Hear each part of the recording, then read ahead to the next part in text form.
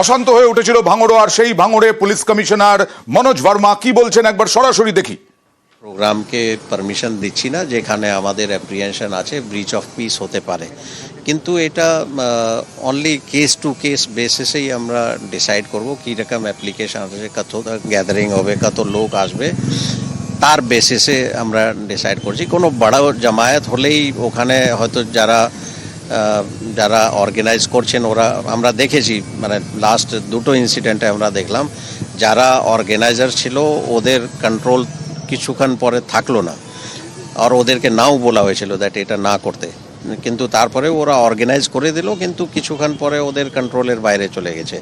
তো সেটা আবার যাতে রিপিট না হয় সেই জন্য এই প্রিকশনারি মেজার আমরা নিয়েছি ফর দ্য টাইমিং, কিন্তু এটা টাইম টু টাইম রিভিউ হবে অ্যান্ড পরে যদি পারমিশন যদি পারমিট করে দেন যেগুলো ধর্মীয় সংগঠন রিলিজিয়াস অর্গানাইজেশন না, এটা রিলিজনের কিছু নেই, এটা ডিপেন্ড করছে কীরকম প্রোগ্রাম আছে, কারা অর্গানাইজ করছে, কতটা লোক হবে ওখানে, অ্যান্ড কোন জায়গায় হবে, কোথায় থেকে লোক আসছে, সেই এরিয়াটা কতটা সেন্সিটিভ আছে, এর উপর ডিপেন্ড করে।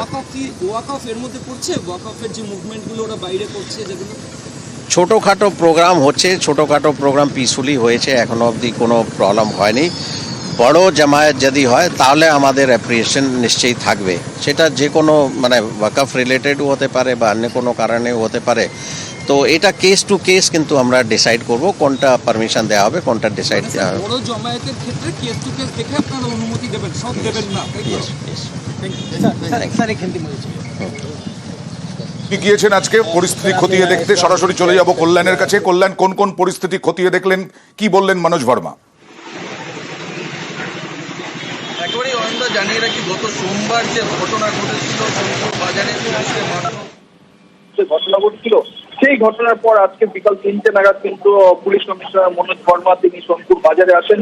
এরই পাশাপাশি কলকাতা পুলিশের উচ্চপদস্থ যে সমস্ত আধিকারিকরা রয়েছেন তারাও কিন্তু এই সোনপুর বাজারে আসেন। সেখানে এসে সোনপুর বাজার পরিদর্শনের পাশাপাশি যে সমস্ত একাধিক সিসিটিভি ক্যামেরা ভাঙচুর করা হয়েছে পুলিশের, সেই সমস্ত এলাকা পুলিশ কমিশনার পরিদর্শন করেন এবং সেখান থেকে তিনি উত্তর কাশীপুর থানায় আসেন। উত্তর কাশীপুর থানায় এসে উচ্চপদস্থ যে সমস্ত পুলিশ আধিকারিক রয়েছেন তাদের সঙ্গে কিন্তু রুদ্ধতার কার্যত বৈঠক চলছেন। সেই বৈঠকের পরেই তিনি আবার কলকাতার উদ্দেশ্যে রওনা হবেন। তবে সোনপুর বাজারে তিনি পরিদর্শনের পর সাংবাদিকদের মুখোমুখি হয়ে জানান যারা এই ঘটনার সঙ্গে জড়িত তাদের কিন্তু দ্রুত পুলিশ গ্রেফতার করবে।